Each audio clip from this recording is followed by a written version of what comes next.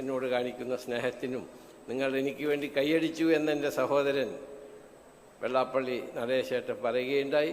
അതിന് ഞാൻ നന്ദി പറഞ്ഞുകൊണ്ട് ആ സ്നേഹത്തിനും സാഹോദര്യത്തിനും അടുപ്പത്തിനും, ഇതാണ് ഇസ്ലാം സ്നേഹത്തിൻ്റെയും സാഹോദര്യത്തിൻ്റെയും മറ്റ് മതങ്ങളെ ബഹുമാനിക്കാനും മറ്റു മതസ്ഥരെ ബഹുമാനിക്കാനും പറയുന്ന ഒരു മതമാണ്.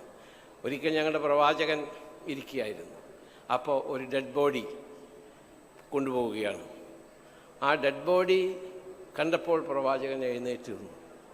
അത് കഴിഞ്ഞ് ഡെഡ് ബോഡി പോയി കഴിഞ്ഞപ്പോൾ ഇരുന്നു. അപ്പോൾ ആൾക്കാർ പറഞ്ഞു അതൊരു മുസ്ലിം അല്ലാത്ത ആളുകളുടെ ഡെഡ് ബോഡിയാണ്. ഞങ്ങളുടെ പ്രവാചകൻ പറഞ്ഞു അതൊരു മനുഷ്യൻ്റെ ഡെഡ് ബോഡിയാണ്. മനുഷ്യനെയാണ് നമ്മൾ സ്നേഹിക്കേണ്ടത്, മനുഷ്യത്വത്തെയാണ് നമ്മൾ സ്നേഹിക്കുന്നത്.